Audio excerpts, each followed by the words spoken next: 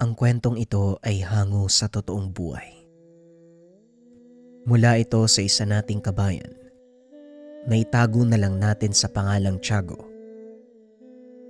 Nangyari ito sa lugar ng Mindanao. Kilala ang banakon o king cobra bilang pinakamalaking uri ng makamandag na ahas. Kinakatakutan ito ng mga magsasaka, lalo na sa bahagi ng Mindanao. Kadalasan itong naninirahan sa mga palayan kung saan maraming daga. Ngunit sa kwentong ito, kakaibang karanasan ang inyong matutunghayan. Kilala ang pamilya ni Mang Elyong bilang mahusay na mangangaso. Kaso nga lang, huminto ang kanyang ama sa panguhuli ng mga hayop. Simula nang maitaas ang batas, ang pagpaparusa sa mga taong mauhuling ilegal na nangangaso at pumapatay ng mga nanganganib ng maubos na hayop.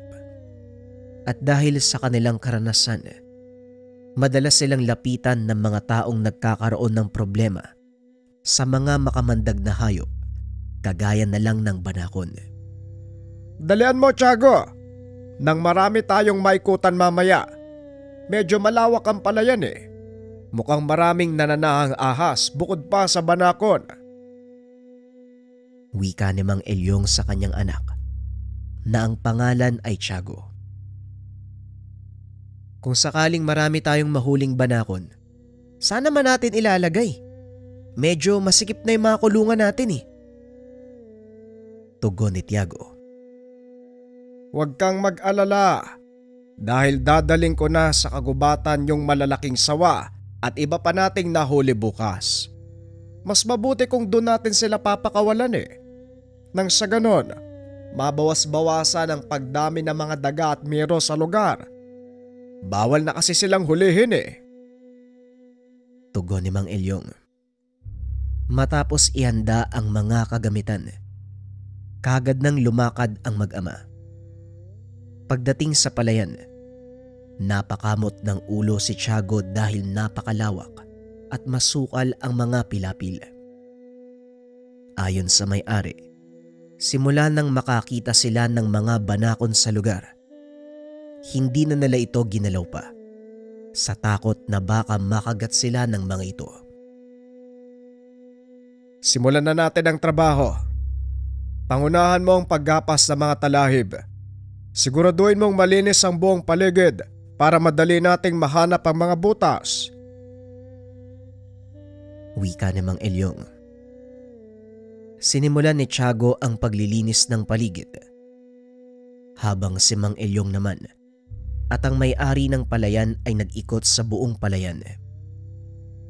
Ipinakita nito sa matanda ang lugar kung saan madalas makita ang napakalaking banakon. Ayon sa may-ari, halos 14 na talampakan ng haba.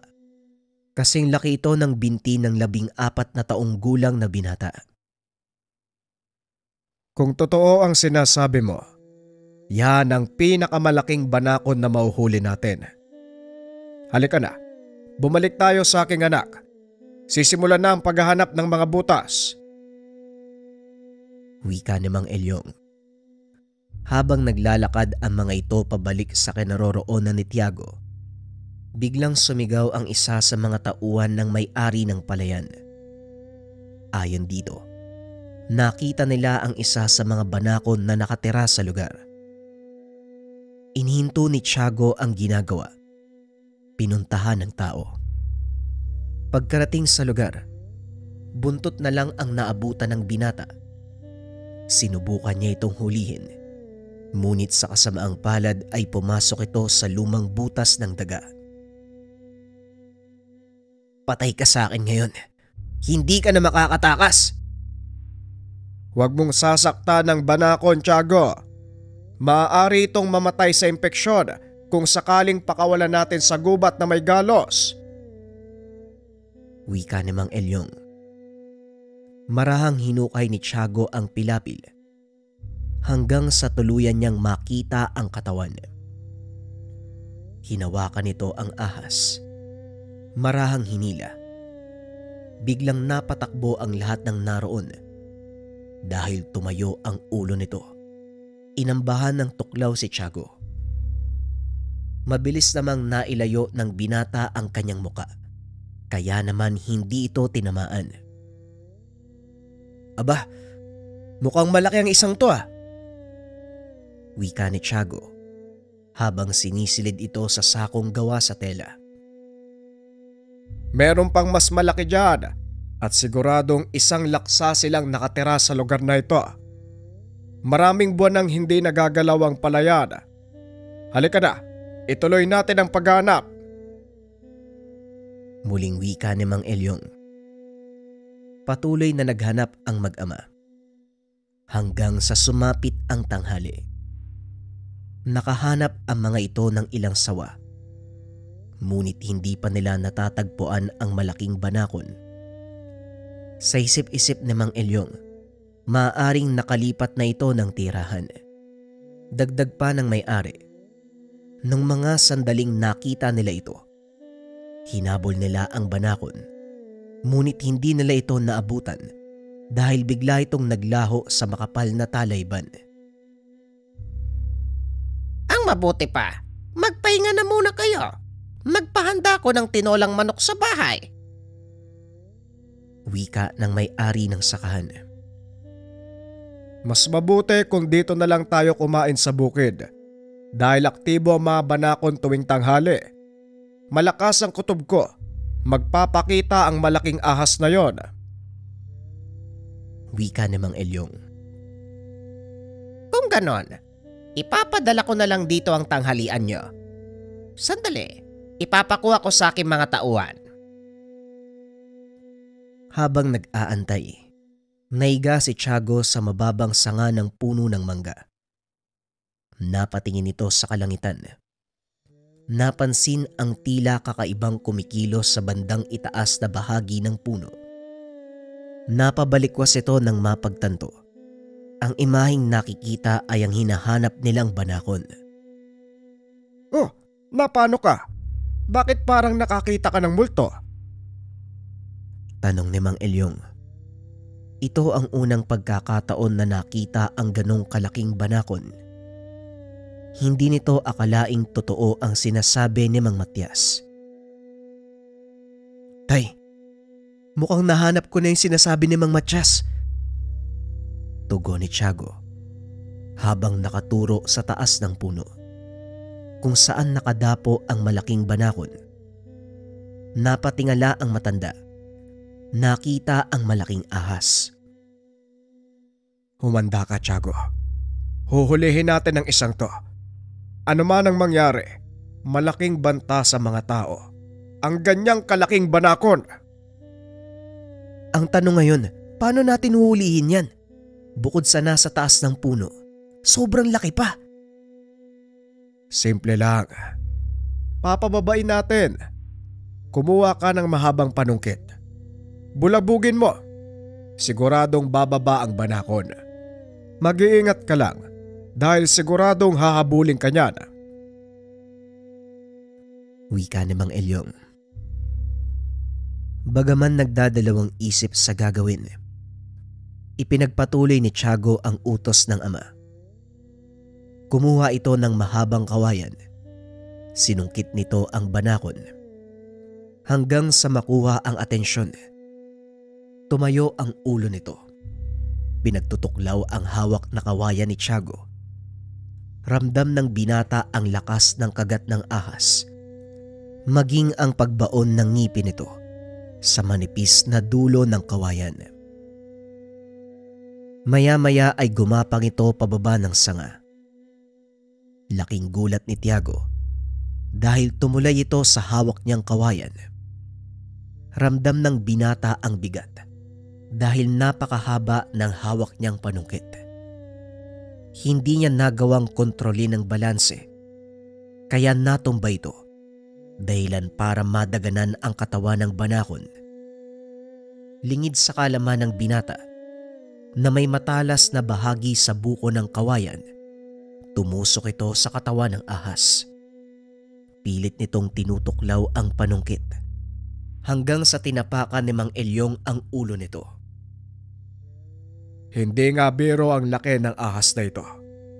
Sa tansya ko, hindi lang 14 na talampakan ang haba niyan. Wika ni Mang Elyong. Siniyasat nito ang katawan ng banakon. Dito nakita ang sugat. Mukhang natusok po yata yan ng panungkit, Tay. Paano yan? Hindi na natin siya pwedeng pakawalan. Tanong ni Tiago. Mananatili siya sa ating kanlungan hanggang sa gumaling ang sugat. Doon natin siya papakawalan. Tugon ni Mang Elyong. Laking pasasalamat ni Mang Matias dahil nagawa nilang mahuli ang kinakatakutang higanteng banakon. Hawak-hawak ito ni Mang Elyong. Pilit na sinusukat kung gaano ito kahaba. 2 dipa at kalahati. Ito ang saktong sukat ng banakon. Ang laki ng katawan nito. Umabot sa halos 6 na pulgada pabilog. Ayon din kay Mang Elyong. Lalaki ang banakon na ito at siya ang may-ari ng buong teritoryo. Kusa nang aalis ang iba pang banakon sa lugar. Lalo kapag nalinis niyo ang mga pilapil. Iwasan lang ang pagsusunog ng mga damo kung ayaw niyong magpuntahan yan sa tahanan niyo. Wika ni Mang Elyong. Matapos ang paghuli sa malaking banakon, umuwi na ang mag-ama. Dinala ni Tiago ang ahas sa malaking kulungan. Hinayaan itong makapagpahinga. Napansin ng binata, patuloy ang pagdurugo ng sugat nito. Kaya naman nagpa siya itong kumuha ng himag. Kaunting kaalaman, ang himag ay isang uri ng baging na ginagamit noong unang panahon upang ipanggamot sa mga sugat. Sinasabing ang dagta nito, mabisang antibiotiko na kapag inihalo sa langis ng ahas, mabisang lunas sa kahit anong sakit sa balat. Ayon din sa mga matatanda, matatagpuan lang ang puno ng himag kapag sinundan mo ang isang sugatang ahas dahil siguradong pupunta ito roon, kakagat sa mismong baging upang sipsipin ang dagta nito. Balik tayo sa kwento. Ilang beses na itong nasaksihan ni Tiago, kaya alam niya kung saan maaaring makakita ng himag. Ginalugad ng binata ang kagubatan hanggang sa marating nito ang kinaroroonan ng mahimalang baging.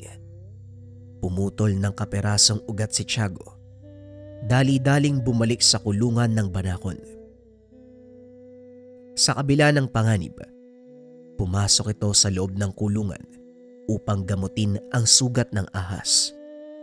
Habang pinipiga ni Tiago ang dagta mula sa ugat, kusang lumalapit sa kanya ang banakon na tila alam kung ano ang dala ng binata. Idinikit nito ang bibig sa mga natapong dagta at hinigo. Nakita ni Tiago ang ginagawa ng banakon, kaya itinaas nito ang dinikdik na ugat upang pigain sa bunganga ng ahas. Sa kasamaang palad, bigla siyang sinunggaban. Nakagat sa braso si Tiago dahilan ng agaran niyang pagkahilo. Malayo sa kanilang tahanan ang kulungan at kahit anong pagsigaw ang gawin ng binata, walang lumalabas na boses sa kanyang bibig. Naramdaman nito ang mahinang paggapang ng kamandag mula sa kanyang braso hanggang sa kanyang dibdib. Sinunod nito ang itinuro ng ama. Nanatiling kalmado si Tiago hanggang sa bumagal ang tibok ng pulso. Marahan siyang kumilos para talian ang bahaging kinagat ng banakon. Dahan-dahang gumapang palabas ng kulungan. Nanatili naman sa loob ang ahas habang nakatayo ang ulo nito. Tinitignan si Tiago. Nakaupo ang binata sa paanan ng isang puno habang unti-unting lumalabo ang paningin. Sa isip ni Tiago, ito na ang katapusan para sa kanya. Unti-unting lumalabo ang paningin ng binata. Nahihirapan sa paghinga hanggang sa tuluyang mawalan ng malay. Ilang sandali pa ang nakalipas. Nagising ang binata. Nakita nitong nasa loob na siya ng tahanan. Pinupunasan ng ina ang kanyang noo, habang ginagamot naman ni Mang Elyong ang sugat na natamo mula sa kagat ng ahas. Anong pumasok sa isipan mo at ginamot mo ang sugat ng banakon? Alam mo naman kahit anong kabutihan ang gawin mo, kakagatin at kakagatin ka ng ahas sa oras na makaramdam ng panganib. Pasalamat ka na lang, hindi ganong kalakas ang kamandag na pumasok sa katawan mo. Wika ni Mang Elyong. Halos mamatay na ako dun, tay. Tapos kaunting kamandag pa lang yung pumasok. Tanong ni Tiago. Ang tawag sa kagat na yon, tuyong kagat. Halos walang kamandag ang kagat na yon dahil depensa ang ginawa ng banakon. Inakala nito na susugurin mo siya, kaya sinunggaban ka niya. Naglalabas lang ng matinding kamandag ang mga ito sa tuwing papatay sila ng kanilang pagkain. O hindi kaya naman kapag nakikipaglaban. Maswerte ka pa din. Huwag mo nang uulitin yun Baka sa susunod, hindi na to yung kagat ang abutin mo. Wika ni Mang Elyong. Kinabukasan, muling binalikan ni Tiago ang banakon. Nakita nitong tila walang ganang kumilos ang ahas. Tinignan ng binata ang sugat. Napansing namamaga ito. Gagamutin pa sana kita Kaso, balak mo akong patayin Wika ni Tiago. Sabay lakad palayo. Laking gulat ng binata nang makarinig ng boses. Hindi ko balak na patayin ka. Batay lang yan sa pagkakaunawa mo. Biglang napahinto ang binata. Nilibot ang tingin sa paligid, ngunit walang ibang taong naroon. Teka, ikaw ba'y nagsasalita? Tanong ni Tiago habang papalapit sa banakon. Meron ka pa bang ibang nakikita dito? Dalawa lang naman tayo Nanlaki ang mga mata ni Tiago. Nang makita nito, nakatayo na ang banakon sa kanyang harapan. Sa hindi malamang dahilan, nakalabas ito sa kulungan. Oh, paano ka nakalabas? Sarado yung pinto Tanong ng binata habang naglalakad patras. Hindi mo ako lubusang kilala. Hoy mortal, kung sa tingin mo, pangkaraniwang ahas lang ako, nagkakamali ka. Wika ng banakon. Makailang beses pang kinusot ng binata ang kanyang mga mata. Sinampal-sampal ang sarili para lang mapagtanto na hindi siya nananaginip. Anak nang, epekto ba to ng kagat mo? Parang umakyat na yata sa utak ko yung lason. Nakakarinig ako. Nakakakita ako ng kung ano-ano. Naku, hindi nga ako namatay pero nababaliw naman ako. Wika ni Tiago. Akmang lalakad na sana palayo nang bigla siyang patirin ng banakon gamit ang mahaba nitong katawan. Aray ko naman! Para saan naman yun? O ano? Naniniwala ka na sa akin? Pero paano nangyaring nakakapagsalita ka tapos naiintindihan pa kita? Ang kagaya ko, isang uri ng engkantong hayop. Isa lang ako sa libo-libong naninirahan dito sa mundo nyo. Dahil sa unti-unting pagkasira ng aming natural na tirahan sa kabilang dimensyon, nagpasya kaming pumunta sa mundo nyong mga tao. Teka, kung isa kang engkanto, di dapat may kapangyarihan ka. Saka, ahas ba talaga yung totoo mong anyo? Nakakatakot Mas mabuti nang makita mo ko sa ganitong anyo kaysa sa totoo kong pagkatao. Mas matatakot ka. Isa pa, sanay ang mga tagamundo sa itsura kong ito. Kaso lang, pinapatay kami ng mga kauri mo eh. Dahil sa taglay naming kamandag, mapanganib para sa inyo. Wika ng Banakon. Hindi mo naman masisisi yung mga tao. Natatakot lang sila sa mga kagaya mo eh. Hindi kasi nauunawaan ng karamihan sa amin ang inyong buhay. Para sa amin, pag nakakita ka ng ahas, kailangan patayin eh. Makamandag man o hindi. Tugon ni Tiago. Naglakad ito papunta sa kulungan at binuksan ang pintuan. Hindi na ako babalik sa mabahong lugar na yan. Kapag pinilit mo kong ikulong dyan, tutuluyan na kita. Huwag kang mag-alala. Kukunin ko lang yung dinikdik na ugat ng himag. Teka, nasa na ba yun? Ito. Ewan ko lang kung kakatas pa to ha. Hindi mo na kailangan yan. Nasipsip ko na ang katas mula sa ugat. Ang kailangan na lang para tuluyang gumaling ang sugat ko ay ang dugo mo. Wika ng Banakon. Bagay na ikinagulat ng binata. Dugo ko? Bakit? Ano meron sa dugo ko? Hindi nakakamatay na kagat ang binigay ko sa'yo. Kung hindi isang kagat na makakapagsalin ng aking kakayahan na magpagaling sa isang nilalang. Nagkataong walang mas maliit na hayop na pwede kong lunukin, kaya ikaw ang kinagat ko sa pag-asang mauunawaan mo. Pero nagkamali ako eh. Pinangunahan ka ng takot. Dahil doon nawalan ka ng malay.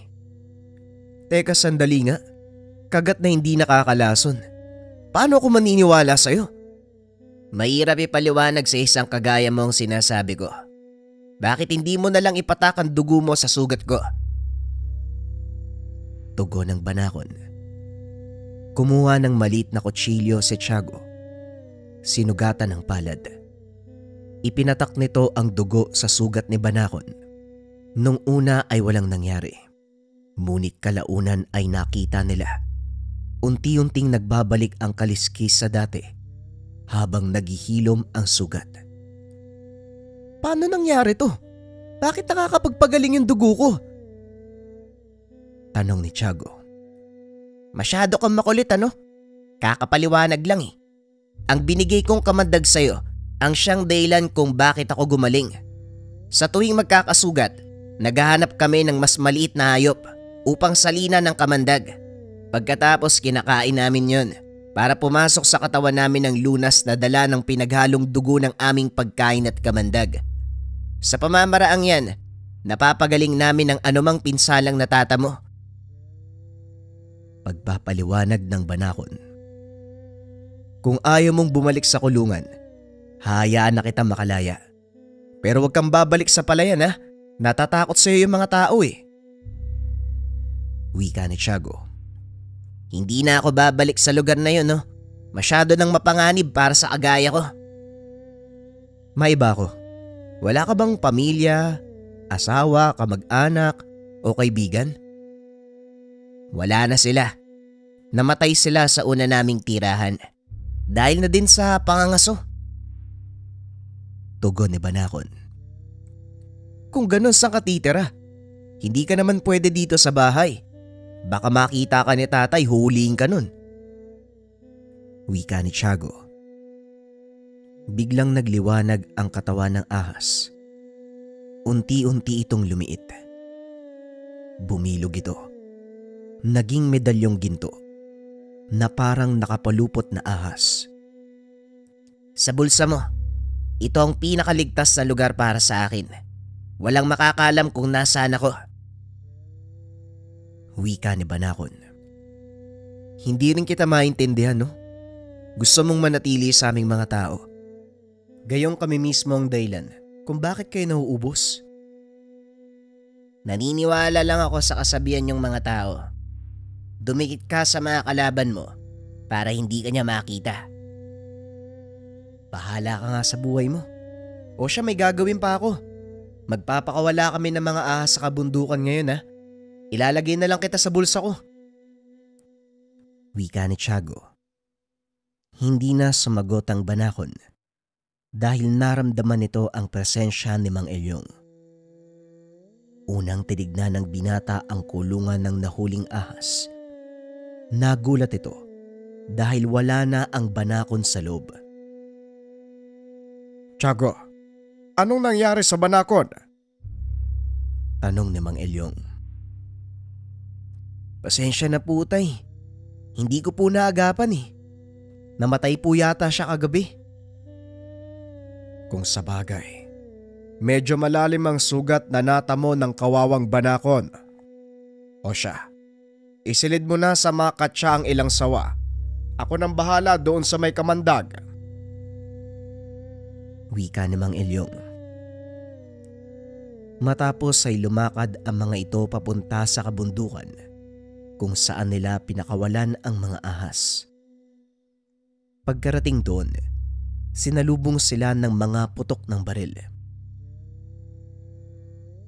Mukhang meron pa ring mga mangangasotay ah. Hindi sila natatakot oh. Kahit meron parusa kapag nahuli sila. Hayaan mo, papasan ba't mahuhuli din ng mga yan? Ang gawin mo na lang, huwag silang tularan. Sige na, pakawalan mo na ang mga ahas. Nang makabalik na tayo, may mga kailangan pa akong atupagin sa bukid. Wika ni Mang Elyong.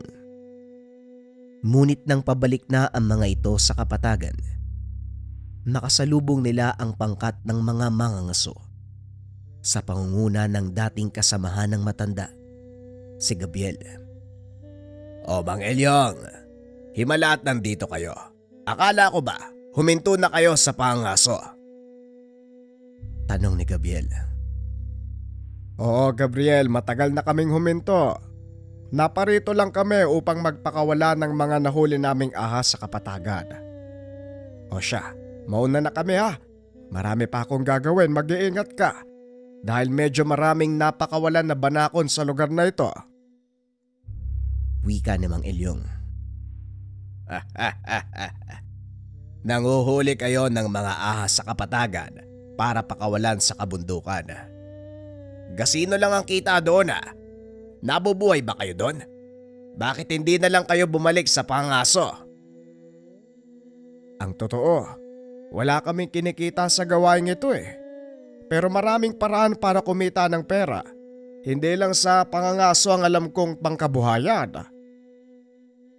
Wika ni Mang Elyong. Sabay lakad palayo. Kung sabagay, matanda ka na din eh. Medyo mapurol na ang asinta mo. Tama lang na magretiro ka na. Pero ako, hindi kami titigil hanggat hindi nahuhuli ang isang hayop na dito naglalagi sa kagubatan. Wika ni Gabriel.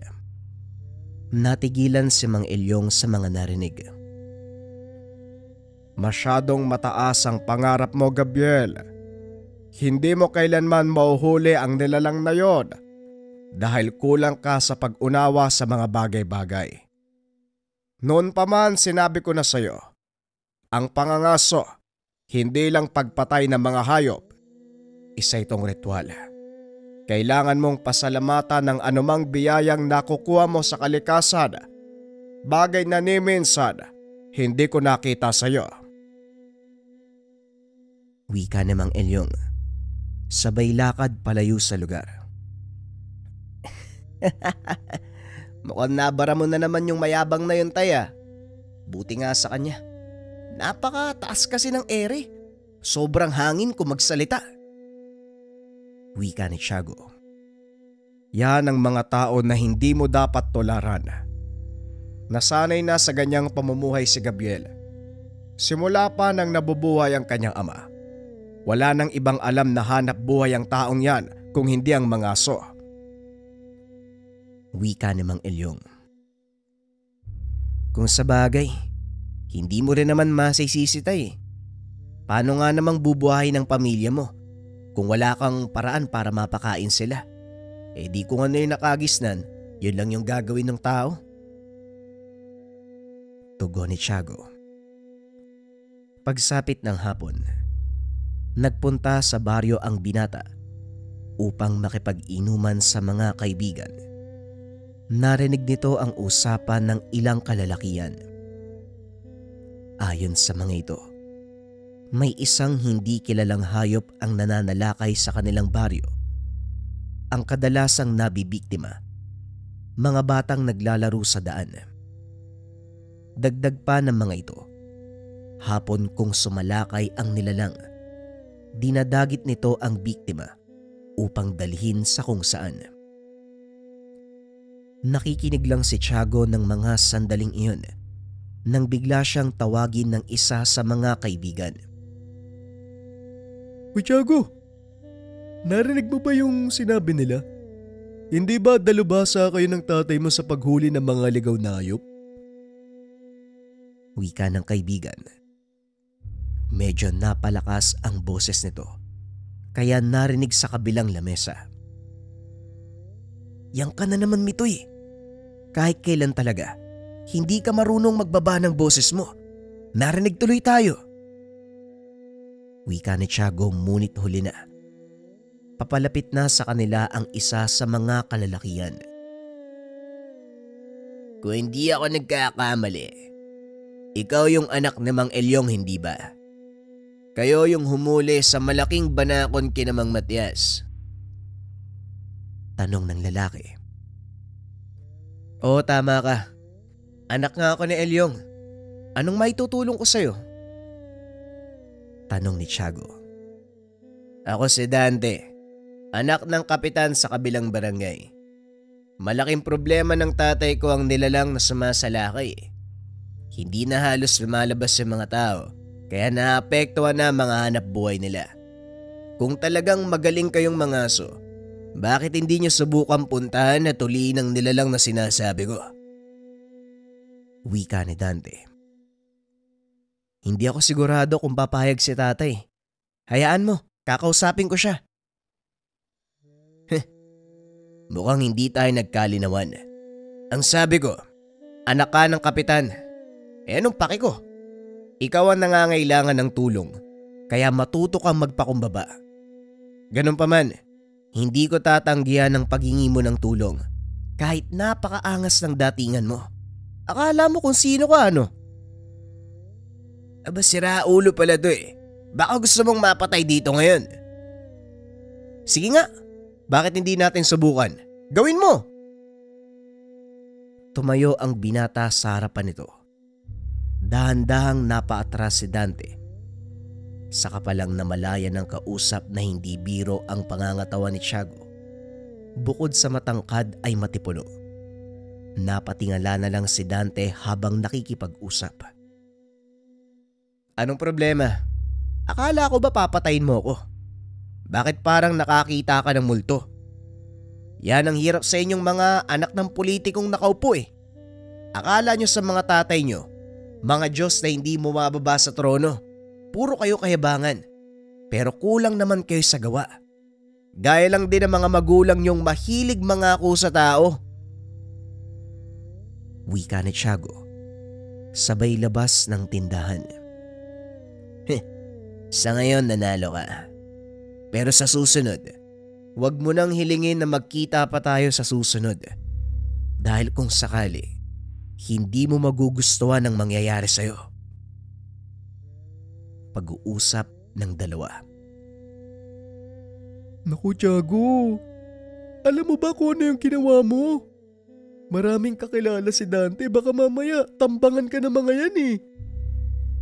Wika ni Mitoy. Kilala ko yung taong yun. At gaya ng sinabi ko kanina, puro lang sila salita. Tignan natin kung talagang tatambangan niya ako. Wika ni Tiago.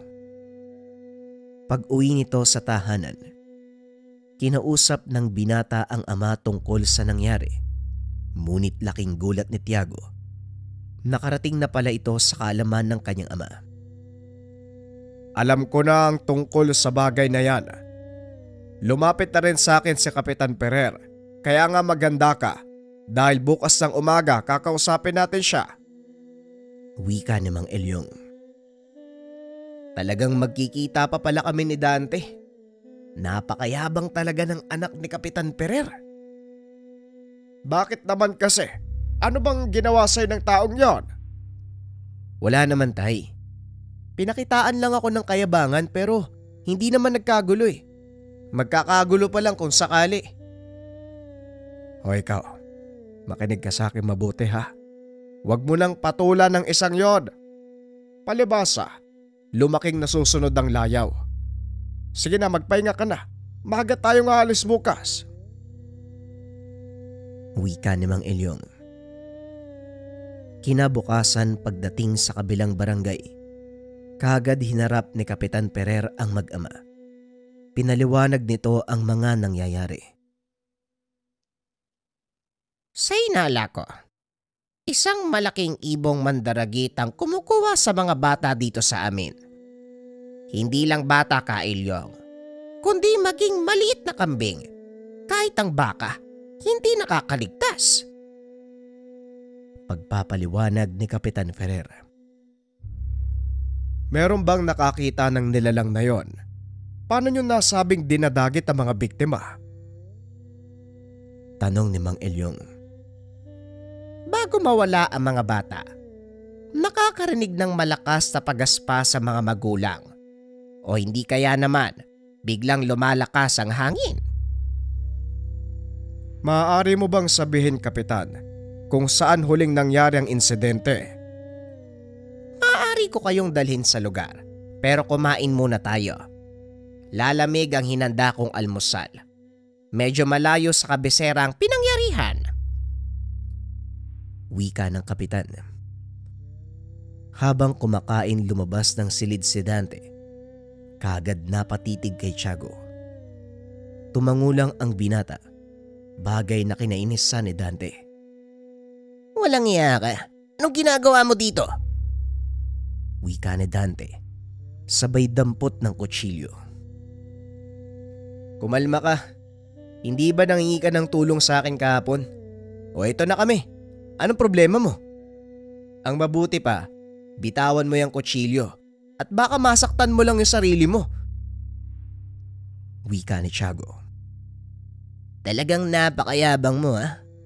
Pasalamat ka. Nandito si tatay. Kung wala, kanina pa kita. Lumayas ka sa harapan ko, Dante. Hindi to ang oras para pairalin ang kayabangan mo.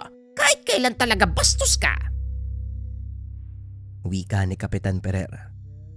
Dali-daling lumabas ng tahanan ang binata habang nagkakamot ng ulo.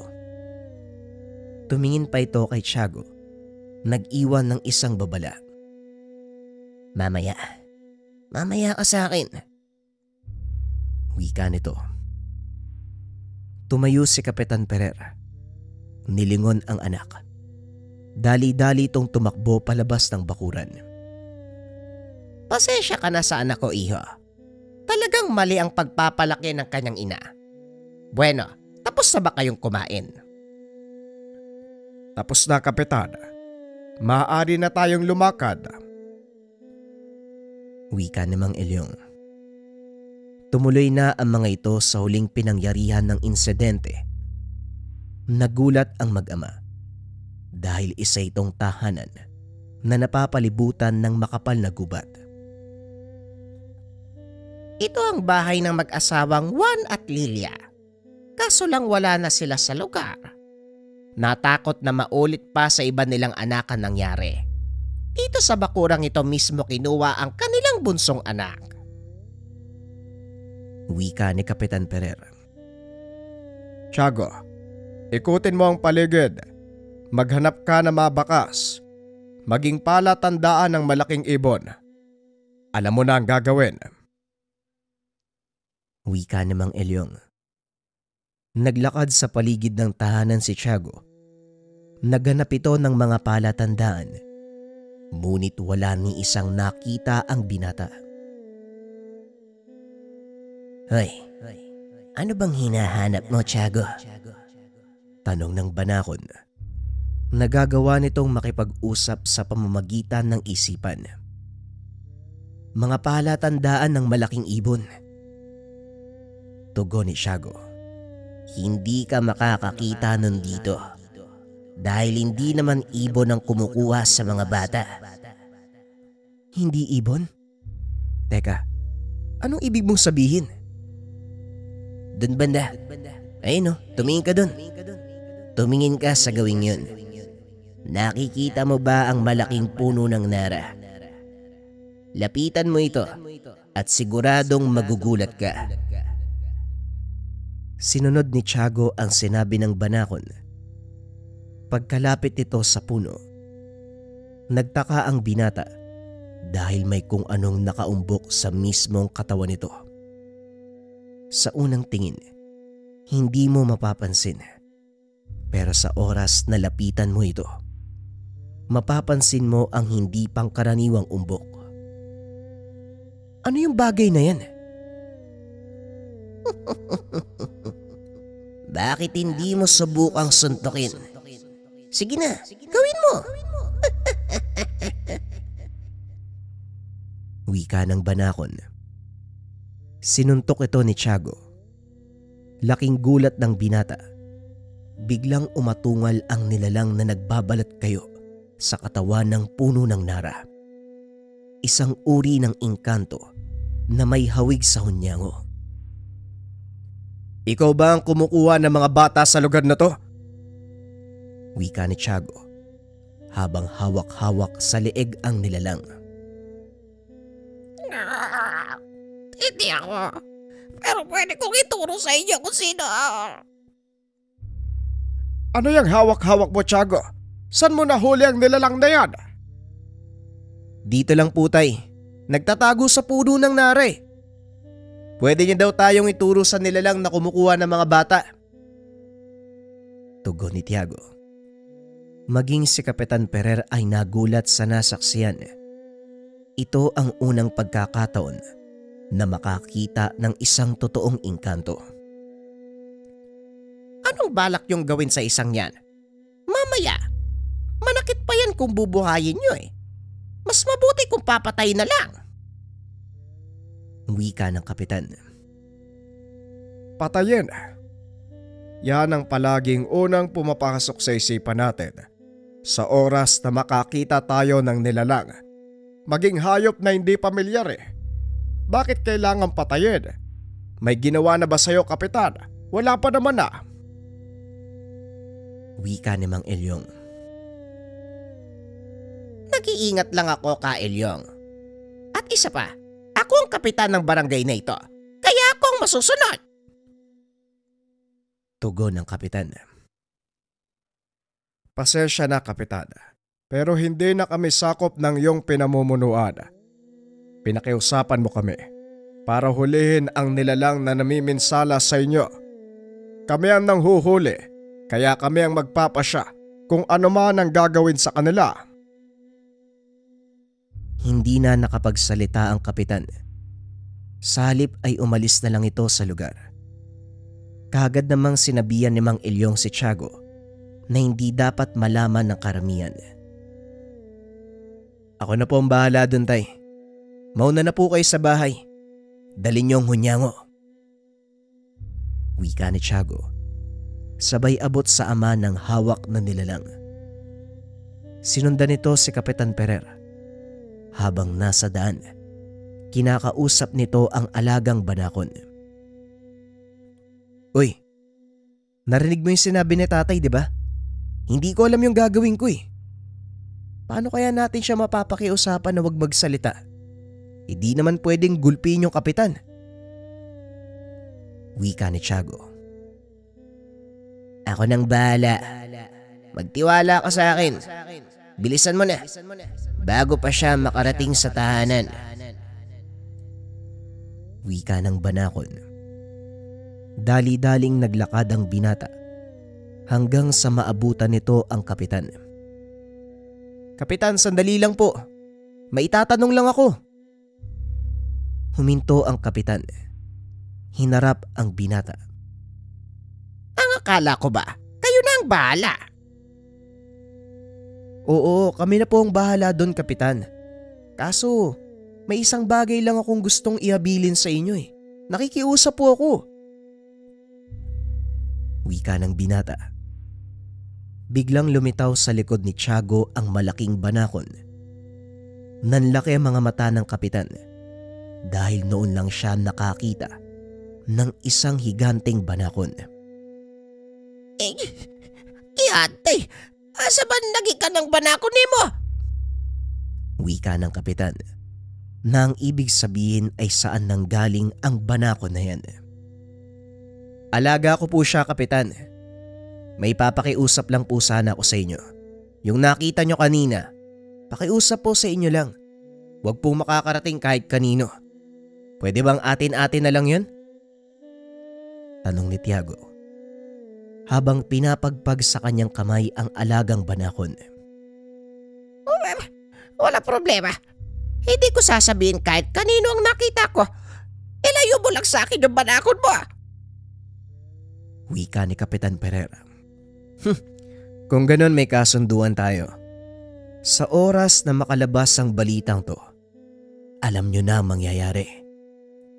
Wika ni Tiago. Matapos ay umalis na ito. Bumalik sa kanilang tahanan. Pagdating ng binata, nakita nitong kinakausap ng ama ang hunyango. Ano tay? May napiga ka na ba? Tanong ni Tiago. Madali naman palang kausap ang isang to eh. Oo, nasabi niya sa akin kung anong nilalangan nangunguha ng mga bata. Hindi nga malaking ibon, kung hindi isang aswang. Wika ni Mang Elyong. Ayon din sa hunyango, matagal na siyang nakatira sa punong iyon. Kaya nakita niya ang lahat ng nangyari nung araw ng kunin ng nilalang ang anak ng mag-asawa. Aswang! Mukhang magkakaroon pa ako ng inkwentro sa mga aswang. Ito din ang unang pagkakataon na makakarap ko ang isang aswang kung sakali. Kahit ayaw ko, walang magagawa eh. Mukhang kakailanganin natin ang tulong nila Gabriel. Subukan mo silang hanapin sa bayan, Tiago. Wika ni Mang Elyong. Nang gabing iyon ay lumakad si Tiago para hanapin si Gabriel, maging ang mga kasama nito. Natagpuan ng binata ang hinahanap sa isang pasugalan. Akmang papasok na sana ito nang bigla siyang pigilan ng nagbabantay. Pasensya na, hindi pwedeng pumasok ang hindi kilala ng aking amo. Wika ng bantay. Ganun po ba? Pakisabi na lang po sa lalaking yun, pinapatawag siya ng tatay ko. May papagawa sa kanya. Tugon ni Tiago. Nilingon ng bantay ang tinuturo ng binata. Si Gabriel. O sige, ikaw na magsabi. Pero duda ako kung harapin ka niya ha. Abala siya sa pagsusugal. Wika ng bantay. Tumuloy si Tiago at nilapitan si Gabriel. Gabriel, gusto ka daw makausap ni tatay. Mukhang may papatugi sa'yo. Wika ng binata. Nag-angat ng tingin si Gabriel. Walang pagdadalawang isip na tumayo. Mamaya mo na sabihin sa akin ang detalye. Mga bata, ituloy niyo muna ang kasiyahan. May importante akong gagawin. Wika ni Gabriel. Walang pag-uusap na nangyari sa dalawa habang nasa daan. Pagdating sa tahanan nila Tiago, saka pa lamang nagsalita si Gabriel. Hindi mo ko pinapatawag ng walang mabigat na dahilan, Elyong. Pagsalita ka, anong problema? Bago ko sabihin sa iyo ang lahat, gusto kong makita mo ang nilalang na ito. Wika ni Mang Elyong. Nanlaki ang mga mata ni Gabriel, lalo pa nang magpakita ang hunyango sa kanya. Isang hunyango? Bakit meron ka dyan? Panandalian lang ang pananatili ng nilalang na yan sa akin. May kaugnayan siya sa ipapagawa ko sa iyo. Ang hunyango na yan, ang nakakita sa nilalang na ipapatugis ko. Alam kong meron kang kakayahan na makita ito mula sa mga mata ng iba. Wika ni Mang Elyong. Matagal ka nang nagretiro, pero matalas pa rin ang pag-iisip mo, Elyong. Bueno, hayaan mong ako na mismo makakita ng itsura ng hayop na tutugisin ko. Wika ni Gabriel. Kinuha nito sa kulungan ang hunyango. Tinitigan sa mata. Laking gulat ni Tiago. Nagbago ang mga mata ni Gabriel. Naging katulad ito ng sapusa. Taglay ng taong yan ang bertud ng musang. Meron siyang katangian na tumingin sa nakaraan ng isang nilalang sa pamamagitan ng pagtitig sa mga mata nito. Wika ng banakon. Hindi naman nagsalita si Tiago. Patuloy lang itong nakiramdam sa ginagawa ni Gabriel. Maya-maya pa, binitawan na nito ang hunyango. Napatingin ng nakakaloko kay Mang Elyong. Aswang ang ipapatugis mo sa akin, Ka Elyong. Sigurado ka ba? Tanong ni Gabriel. Gagawin mo ba o hindi? Alam mo na yan ang pinakagusto ko. Alam ko na din kung saan matatagpuan ang nilalang. Kaya ikaw bata, kung gusto mong sumama, maganda ka na. Isama mo din ang alaga mong banakon. Wika ni Gabriel. Nagtaka si Mang Elyong sa sinabi nito. Banakon? Anong ibig mong sabihin, Gabriel? Ay nako, pasensya na. Hindi pa pala nasasabi ng anak mo. May alagang engkantong banakon si Tiago. Napatingin ng matanda kay Tiago na noon ay pasipol-sipol lang sa sulok. Opo, totoo po yung sinasabi niya. O ikaw, pwede ka nang lumabas. Nabuko tayo eh. Wika ni Tiago. Lumabas ang malaking banakon mula sa kanyang bulsa. Bagay na kinagulat ng matanda. Hindi ba yan yung banakon na nahuli natin sa palayan ni Mang Matias? Ang akala ko ba, patay na yan? Hindi ko na po nasabi sa inyo eh. Dahil alam kong hindi naman kayo maniniwala. Pasensya na po kayo, tay ah. Ay nako, may magagawa pa ba tayo? O siya, bilisan mo na nang masagawa na natin ang plano. Tara, kanina pa ako nangangati dito. Dalian yung dalawa. Wika ni Gabriel. Pinasok ng mga ito ang kagubatan sa pangunguna ng Ginoo. Hanggang sa marating ng mga ito ang isang maliit na pamayanan. Dito susunod na sasalakay ang aswang. Magpapalipas tayo ng magdamag dahil hindi naman sumasalakay ang aswang na yon kapag gabi. Wala nang bata sa labas ng mga kabayan. Mag-aantay lang tayo. Wika ni Gabriel.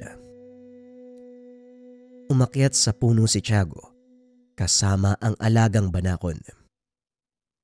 Naidlip ito sandali habang nag-aantay ng pagsikat ng araw. Maya-maya pa, unti-unting nagkakabuhay ang maliit na nayon ng mga katutubo. Isa-isang naglalabasan ang mga bata upang maglaro. Para sa tatlo, ito na ang kanilang pinakahinihintay. Bumaba sa puno si Tiago. Naupo sa tabi ng ama. Maging alisto ka lang, Tiago. Anumang oras, darating na ang hinahanap natin. Wika ni Mang Elyong. Ayon pa sa matanda, batay na din sa mga pangyayari. Sumasalakay ang nilalang bago lumubog ang araw at bago din sumikat sa umaga. Tahimik na nakamasid si Gabriel hanggang sa bigla itong napatayo. Bumunot ng palaso mula sa likuran. Inumang ito sa malayo. Saka pa lamang napagtanto ni Tiago kung ano ang pinupunterya ng Ginoo. Nakita nito ang isang nilalang. Mabilis na bumubulusok paibaba. 3 palaso ang sunod-sunod na pinakawala ni Gabriel. Tumama ang lahat ng ito sa katawan ng nilalang dahilan para bumagsak sa lupa. Sandali lang. Bago natin patayin ang nilalang, lilinawin ko. Sa akin ang pangil. Bahala ka sa gusto mo. Walang makikipag-agawan sa'yo. Tugon ni Tiago. Mabilis na tumakbo ang dalawa. Sa pag-aakalang mabilis nilang mapapatay ang nilalang, tuloy-tuloy na sumugod ang binata. Sinubukan pa itong pigilan ni Gabriel, kaso nga lang huli na. Pagkalapit nito sa nilalang, pinagaspas nito ang pakpak, dahilan para tamaan ang binata at tumalsik sa malayo. Nakalimutan kong sabihin, malakas ang hampas ng mga pakpak nila. Ano, ayos ka lang ba?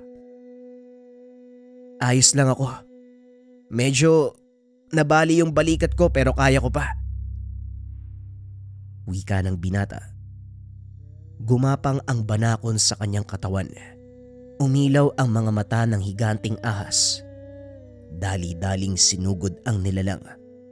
Kinagat ito ng ilang ulit bago tuluyang bumalik sa kinaroroonan ni Tiago. Mag-antay lang tayo ng ilang minuto. Kusang babagsak ang katawan ng aswang na yan sa oras na kumalat ang kamandag ko. Mapapakinabangan din pala ang alaga mo, Tiago, ha? Magaling! Huminto na sa pagkilos ang nilalang. Tapusin na natin to. Wika ni Tiago. Mabuti na lamang at wala masyadong tao sa lugar, kaya hindi nakita ang kanilang ginawa. Nilapitan ng binata ang nagiingalong nilalang. Sa kauna-unahang pagkakataon, nakakita ito ng totoong aswang. Ganito pala yung itsura nyo, no? Ulo ng baboy, katawan ng tao, tapos may pakpak ng paniki. Wika ni Tiago habang sinisipa ang nilalang. Hindi lahat ng aswang ganyan ang itsura, Tiago. Isa lang yan sa marami nilang uri. Wika ni Gabriel.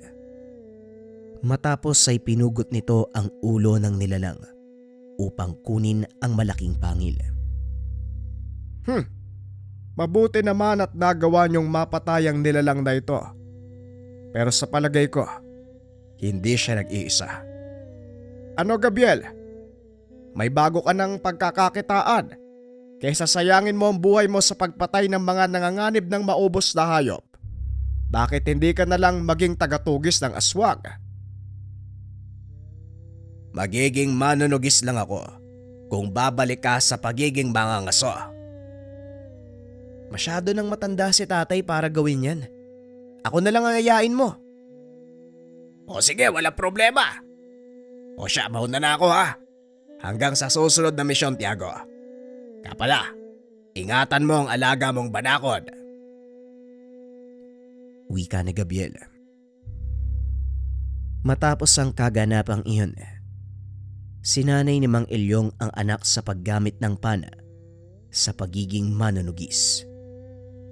Maliban pa sa trabahong ito, nagpatuloy sila sa kanilang gawain. Paminsan sumasama sa kanila si Gabriel, lalong-lalo na kung may kakaiba sa kanilang pupuntahan. Sa paglipas ng panahon, nakilala ang grupo nila Tiago sa lugar bilang manunugis ng banakon. Ngunit para sa kanila, may mas malalim pa itong obligasyon. Ito ay pangalagaan ang wastong balanse ng kalikasan sa pamamagitan ng pangangalaga sa mga hayop gaya ng mga makamandag na ahas. Ipinapakita sa kwentong ito na hindi lang peste ang mga banakon, kaya hanggat maaari, wag na wag silang papatayin. Tumawag ng mga tao na may alam sa panghuhuli sa kanila. Palaging tandaan na hindi lahat ng hayop na nakikita ay normal. Opinyon para sa kwento. Balanse. Kabutihan at kasamaan o balanse ng daloy ng mundo. Lahat ng bagay o hayop sa mundo natin, mga kabayan, merong silbi. Hindi sila ilalagay ng amang may likha kung wala silang maitutulong sa pang-araw-araw na buhay. Maaaring delikado, malas, nakakamatay ang iba nating nakikita, pero wag nating kalimutang igalang ang kaluluwa ng mga hayop kung sila ay papatayin. Palaging tandaan mga kabayan, tayo ang may isip. Pwede tayong gumawa ng mga pamamaraan, mga bagay-bagay na hindi gumagawa ng dahas. Muli mga kabayan, maraming salamat sa pakikinig ng ating kwento. Paalam.